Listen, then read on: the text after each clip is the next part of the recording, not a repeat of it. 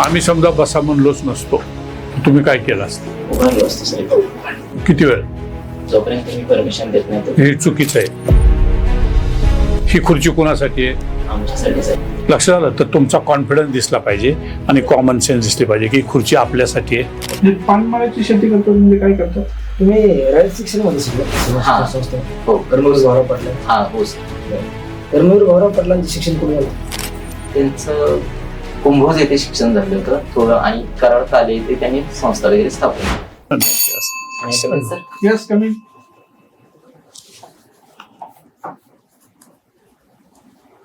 Good afternoon sir. Good good afternoon. Good afternoon sir. बसा. Thank you sir. आम्ही समजा बसा म्हणलोच नसतो, तुम्ही काय केलं असतं? उभारलो असतो साहेब. किती वेळ? जोपर्यंत मी परमिशन देत नाही तो हे चुकीचं आहे. ही खुर्ची कोणासाठी आहे? आमच्यासाठी साहेब. मग कॉमन सेन्स वापरायला पाहिजे ना. 5 सेकंद थांबायचं. तुम्ही सकाळी नव्हता, आता तो भाग सोडून देऊ आपण. तिथं 5 सेकंद थांबायचं. आमच्या तिघांचं लक्ष नाही असं आम्ही मुद्दाम दाखवतो. मी काय करतो मुद्दाम, मी तिथे असताना एमपीसीला ह्या दोघांना असं करायचो, काहीच बोलू नका, किती वेळ थांबतोय बघू. लक्षात आलं तर तुमचा कॉन्फिडन्स दिसला पाहिजे आणि कॉमन सेन्स दिसली पाहिजे की ही खुर्ची आपल्यासाठी आहे. ओके. बरोबर. 5 सेकंद थांबायचं. सर मी बसू शकतो का? विचार. मग हे म्हणतील येस प्लीज. मग बसायचं आणि थँक्यू म्हणायचं. ओके. ओके. आणि हातवारे करत बोला. चेहरा प्रसन्न आहे, पर्सनॅलिटी चांगली आहे. ओके. हा बोला. चला तुमचं नाव न सांगता परिचय करून द्या. सर मी सांगली जिल्ह्यातील मिरज तालुक्यात असणाऱ्या एरंडोली या गावातून आलेलो आहे. माझं प्राथमिक शिक्षण आहे टेकून बसा माग. माझं प्राथमिक शिक्षण आहे ते जिल्हा परिषद शाळा एरंडोली येथून झालेलं आहे. Very good. तसेच माध्यमिक शिक्षण आहे ते न्यू इंग्लिश स्कूल एरंडोली येथूनच झालेलं आहे. फॅन्टॅस्टिक. त्यानंतर जे उच्च माध्यमिक शिक्षण आहे ते मिरज महाविद्यालय मिरज येथून मी पूर्ण केले. त्यानंतर जे माझं डिग्रीचं शिक्षण होतं ते मी कर्मवीर भाऊराव पाटील कॉलेज वरून ईश्वरपूर मधून कम्प्लीट केलेलं आहे. सध्या मी माझ्या घरी माझे आई वडील, माझा भाऊ आणि माझी बहीण असते. माझा भाऊ आहे तो 2 व्हीलर मेकॅनिक आहे. बहीण आहे ती ड्रॉइंग टीचर आहे. आई आहे ते गृहिणीचं काम करते आणि वडील आहेत ते पानमाळ्याची शेती करतात. आणि मी सध्या सर जिल्हाधिकारी कार्यालय रत्नागिरी येथील उपचिटणीस शाखेमध्ये क्लर्क या पदावरती 5 महिन्यापासून कार्यरत आहे. कुठल्या शाखेमध्ये? उपचिटणीस शाखा. तुम्ही आता बोलताना ईश्वरपूर बोलून असं म्हणलं, ते सर नामांतरण झालेलं आहे त्या शहराचं. मग इस्लामपूर होतं ना? हा इस्लामपूर होतं, त्याचं आता ईश्वरपूर केलेलं आहे. मग परत पुढे उरण काय? उरून तो सर शब्द वापरतात त्या शहरासाठी. उरून. उरून ईश्वरपूर. हा मग नक्की नाव उरून म्हणायचं का ईश्वरपूर म्हणायचं? ईश्वरपूर. उरून जो भाग आहे ना तो जो जुना जो वसलेला होता भाग त्यानुसार तो उरून ईश्वरपूर म्हणायचे. बुद्रुक आणि खुर्द सारखं आहे. बुद्रुक आणि खुर्द असताना हा, सेम. मग हे सांगायला त्यांना अपेक्षित हे होतं तुमच्याकडनं. लक्षात आलं? ओके. जुनं आणि नवं, नवीन. नदीच्या अलीकडं आणि पलीकडं, त्या type. त्या टाईपचं. हा मिरज कशासाठी प्रसिद्ध आहे? मिरज सर 2 गोष्टीसाठी प्राथमिकता म्हणजे मूळतः प्रसिद्ध आहे. त्यामध्ये एक आहे ते मेडिकल हब येतं आणि दुसरं आहे ते वाद्यांची राजधानी म्हणून त्याला ओळखलं जातं. कोणते वाद्य म्हणतात तिथं? त्यामध्ये तंबोरा, सितार, वीणा हे प्रसिद्ध संगीताची वाद्य तिथे बनवले जातात मिरजेत. मिरजमध्ये. आणि महानगरपालिका कोणती आहे? मिरजमध्ये सांगली, मिरज आणि कुपवाड शहर अशी 3 मिळून एक महानगरपालिका आहे. कुपवाड. हा नाही, तिन्ही सांगली, मिरज आणि कुपवाड असं महानगरपालिकेचं नावच आहे सर. ओके. म्हणजे पानमाळ्याची शेती करतात म्हणजे काय करतात? जे पान मिळतात खाऊचे वगैरे देशी पानं असतात जे आता आपले आजोबा लोक वगैरे जे पानं वगैरे खातात ना त्याची शेती केली जाते. कोणत्या प्रकारचं पान लावतो तुम्ही? ते देशी पानच आहे सर. देशी. हा देशी. मार्केट कुठे आहे तुम्हाला? मार्केट आम्हाला बेडग येते, म्हणजे शेजारचं आमच्या गाव आहे हा. तिथे सौदा असतो. मग तिथं जाऊन आमचे वडील जे असतात सर दिवसभर काम करतात, म्हणजे पान वगैरे कापायचं, प्रत्येक डप्प वगैरे लावायचं आणि मग तिथं जाऊन सौद्यावरती घातलं जाते.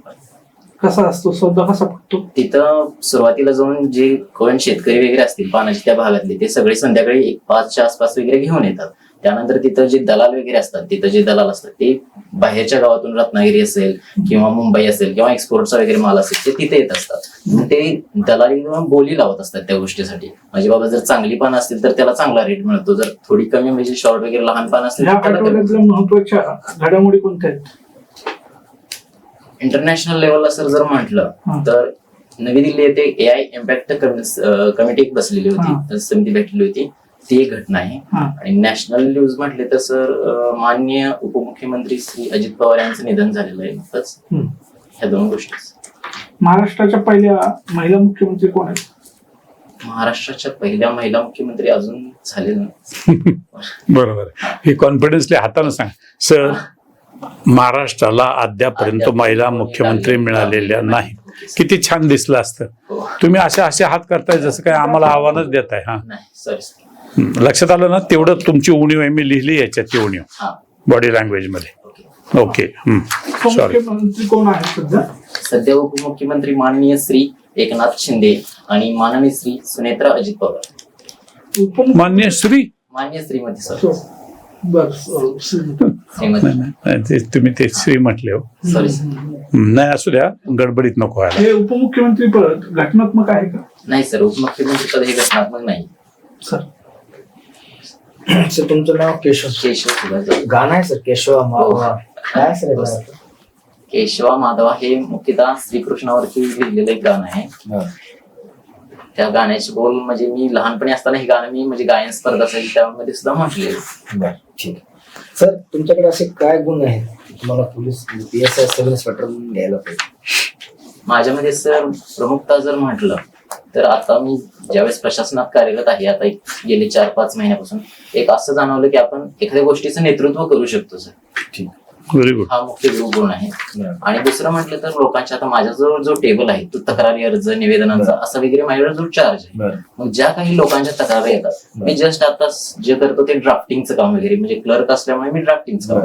तर त्याच जागी मी जर पोलीस प्रशासनामध्ये जर असतो तर ऑन फील्ड मी ते काम करू शकलो असतो की जे मी फक्त आता माननीय उपजिल्हा दंडाधिकारी जे आहेत आमचे त्यांच्या साईने जे काम होतं ते फक्त मी डायरेक्टली स्वतःहून करू शकलो असतो ज्यावेळेस मी PSI असतो. बरं. सर समाधान हा. तक्रारी तुमच्याकडे येतात. हो सर. तुम्हाला असा एखादा प्रसंग आहे का तुम्हाला समाधान वाटलं? हो सर, नक्कीच सर. एक तक्रार होता, माननीय श्री त्यांचं पक्षकारांचं नाव होतं श्रीधर अनंत भोसले असं नाव होतं. ते सारखे यायचे सर, म्हणजे असे आपल्या सरांच्या वयाचे असतील ते सारखे यायचे, रजारे घालायचे, कलेक्टर ऑफिसला सारखे यायचे. असं जाणवलं की त्यांचं काहीतरी त्यांना कोणतरी किंमत देत नाही किंवा त्यांचं तक्रारीचं कोण निराकरण करत झाले. मग मी त्यावेळेस जे माझ्या टेबलला आले होते त्यावेळेस मी त्यांना विचारलं की काका नेमकं तुमचा काय विषय आहे, काय झालेलं आहे. मग ते सांगत होते की एक आमच्या शेजारचा एक असा आहे व्यक्ती आहे, त्याचं नाव सांगितलं XYZ, की ते त्यांना सारखे त्रास देतात किंवा रस्ता वगैरे अडवणे, त्यांचा काहीतरी वगैरे शिवेगाळ करणे असं वगैरे तक्रार होती त्यांची. मग मी ऑलरेडी त्याच्यावरती काम केलं होतं. म्हणजे एक रिपोर्ट बाबा माननीय उपनिवासी जिल्हाधिकारी आहेत त्यांच्या सहीने SP ऑफिसला एक लेटर पाठवलं होतं, परंतु त्यांच्याकडून अहवालच येत नव्हता. मग त्यानंतर आम्ही स्मरणपत्र 1, स्मरणपत्र 2 सुद्धा पाठवले. नंतर मग त्यांच्याकडून अहवाल आल्यानंतर त्याच्यावरती पुढची नोट टिप्पणी फुटक केली. ठीक आहे. सर तुम्ही सांगलीमध्ये हो सर. 1942ला क्रांतिसेनांना पडल्याच्या नंतर समानता सरकार स्थापन झालं. हा काय योगदान होतं सर सांगली? बरं, प्रति सरकार किंवा प्रति सरकार का म्हणतात एवढं तरी सांग. ते सर शक्यतो म्हणजे मला जेवढं माहिती त्यानुसार सांगू शकतो का सर मी? तुमचं तुम्ही ठरवा. ओके. नाही सांगायचं, बिंदासपणे सांगायचं. माझ्या माहितीनुसार म्हणायचं, सांगायचं. आम्ही परवानगी कोण देणार ना. माझ्या माहितीनुसार असं म्हणून सुरू करा, उत्तर द्या. हा, माझ्या माहितीनुसार ते Correct. पत्री सरकार असं म्हणायचे त्याला. ते पायामध्ये पत्री वगैरे मारायचे असं काहीतरी होतं त्यावेळेस एवढंच मला थोडंफार माहिती. तुम्ही रयत शिक्षण मध्ये शिकला हा. संस्था? हो. कर्मवीर भाऊराव पाटला. हा हो सर. बरं. कर्मवीर भाऊराव पाटलांचं शिक्षण कुठे झालं? त्यांचं कुंभोज येथे शिक्षण झालं होतं थोडं आणि कराड काले येथे त्यांनी संस्था वगैरे स्थापन केली. ठीक आहे. रयत हे शिक्षणाचं जाळ आहे, हे वाक्य सहज बोलतात. रयत सर. हे शिक्षणाचं जाळ आहे. हो सर. महाराष्ट्रामध्ये रयत शिक्षण संस्थेचं योगदान आहे. हो सर, नक्कीच आहे. त्याचं सर्वात एक मोठी बेस्ट उदाहरण, आशिया खंडातली सर्वात मोठी संस्था म्हणून रयत शिक्षण संस्थेला ओळखलं जातं. त्याचं एखादं बेस्ट आउटपुट असं उदाहरण. आउटपुट असं म्हणजे गरिबांच्यासाठी ज्या काही ग्रामीण भागामध्ये जेवढ्या काही संस्था आहेत बऱ्यापैकी बरं, तुमच्या त्याचं जवळचं शिक्षण उदाहरण, संस्था. तुमच्या जवळचं स्वतःच. आमच्या स्वतःच उदाहरण म्हटलं तर आमच्या गावातील जी शाळा आहे न्यू इंग्लिश स्कूल एरंडोली, जी की रयत शिक्षण संस्थेची आहे, ती सर खूप प्रसिद्ध आहे. व्यक्ती म्हणून काही तुम्हाला फायदा? व्यक्ती म्हणून हो सर नक्कीच झाला, कारण त्या शाळेत जे मला शिक्षक लाभले त्याच्यामुळे सर मी आता मग तुम्ही तेवढंच उत्तर सांगा. तेवढंच उत्तर त्यांचं अपेक्षित तेवढंच होतं. सर, मी तुमच्या पुढे बसलेलो, मी फक्त रयतचं प्रॉडक्ट आहे हे यांना अपेक्षित होतं. प्रश्न समजावून घ्यायचा ओके आणि मस्त इंटेलिजंट उत्तर द्यायचं. हो सर. लक्षात आलं? हा. चालेल. ड्रेस कोड काय असेल तुमचा तिथे जाताना? Dress code sir white shirt आहे, हा. Navy blue pant. हे आज असलं का घातलंय? असं त्यात जरा मी तिथं कार्यरत असल्यामुळे इकडे येताना मला ते लगेच करता आलं बरं नाही, ठीक आहे ठीक आहे. म्हणजे त्याचा अर्थ वेगळा काढत नाही. कर्मवीरांचं संपूर्ण नाव काय होतं? भाऊराव पायगोंडा पाटील. पायगोंडा का पायगावडा? पायगोंडाच आहे, माझ्या ऐकण्यानुसार तर पायगोंडाच आहे सर. बर, तुम्ही आता कुठतरी काम करताय ना हो सर. 5-6 महिने? हो. कशावर काम करताय?